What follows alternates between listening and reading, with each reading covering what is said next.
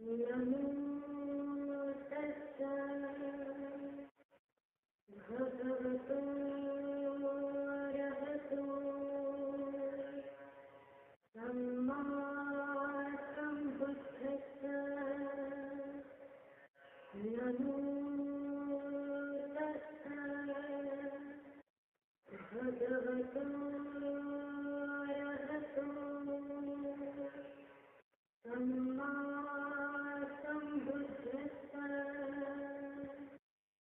नमस्ते भारतवासियों, धम्म ज्ञान चैनल पर आपका सहर्ष स्वागत है।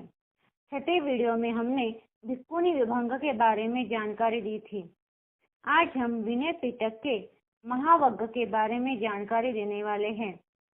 खंडक के दो विभाग हैं, पहला महावग्ग और दूसरा चुल्लवग्ग। संघ में जीवन कैसा व्यतीत करना चाहिए, इसके बारे में जानकारी है। वीडियो आखिर तक देखिए। तो शुरू करते हैं। खंडक का पहला भाग महावग्ग है। महावग्ग में पहले 10 खंडक हैं। उसमें तथागत बुद्ध के संबोधि प्राप्त से प्रथम संघ के स्थापना तक का इतिहास विस्तार से दिया हुआ है। महावग्ग 10 खंडक इस प्रकार के हैं। खंडक मतलब टुकड़े या विभाग। पहला है महाखंडक, दूसरा उपोषद खंडक, तीसरा वसुपन्नायिका खंडक, चौथा पवारणा खंडक, पांचवा चम्म खंडक, छठा भेषज खंडक, सातवां कठिन खंडक, आठवां चिवर खंडक, नौवां चंपेय खंडक और 10वां कोसंबक खंडक। अब हम महावग्ग के महाखंडक के बारे में जानेंगे। उसमें से पहला है बोधि कथा। तथागत बुद्ध उस वक्त निरंजरा नदी के किनारे पीपल मतलब बोधि वृक्ष के नीचे प्रथम बोधि पद प्राप्त होने के बाद पीपल के वृक्ष के नीचे 1 हफ्ते तक आसन पर बैठकर निब्बान का आनंद लेते बैठे थे। उन्होंने रात के प्रहर में प्रतीत्य समुत्पाद के अनुलोम मतलब प्रारंभ से अंत तक और प्रतिलोम मतलब अंत से प्रारंभ तक के बारे में सोच लिया।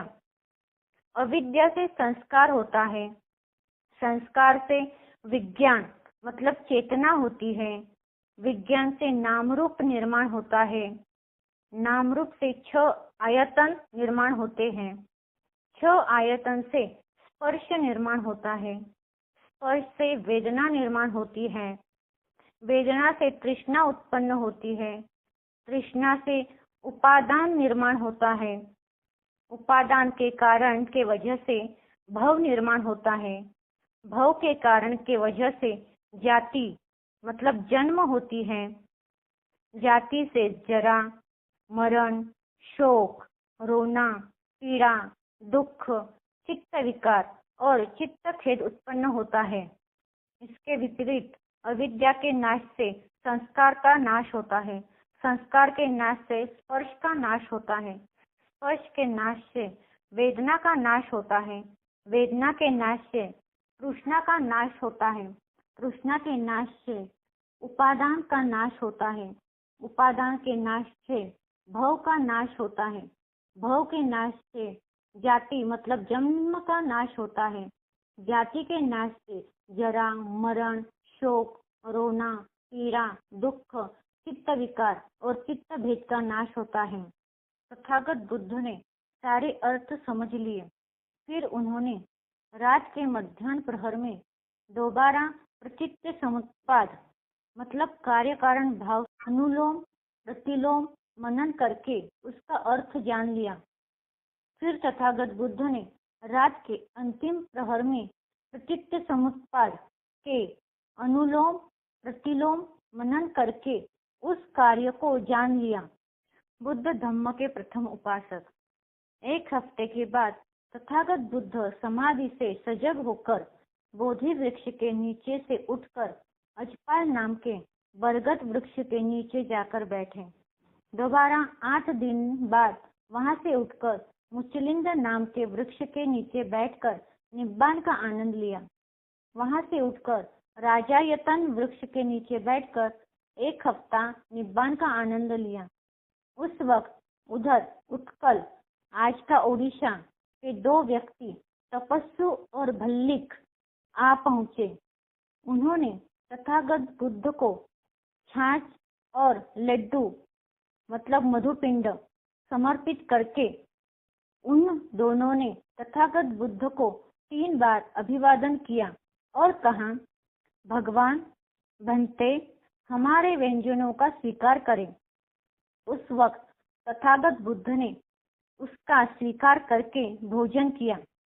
तपस्सु और भल्लीय ने तथागत बुद्ध से विनती की, भगवान भंते, हम दोनों भगवान बुद्ध के और उनके धम्म को शरण जाते हैं। आज से भगवान हम दोनों को अजलिबद्ध शरणागत उपासक समझिए। वो दोनों तथागत बुद्ध और उनके धम्म के वचन से दुनिया में प्रथम उपासक बन गए। आज के लिए बस इतना ही। अगले वीडियो में महावग्ग पार्ट 2 में ब्रह्म याचना कथा के बारे में जानकारी देंगे। तब तक के लिए धन्यवाद। अगर आपको यह वीडियो पसंद आया तो वीडियो को लाइक, सब्सक्राइब और शेयर करना मत भूलिए।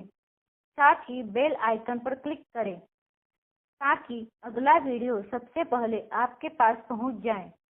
Keep supporting. नमो तस्सै भगवतो अरहतो सम्मा सम्बुद्धस्स। नमो तस्सै भगवतो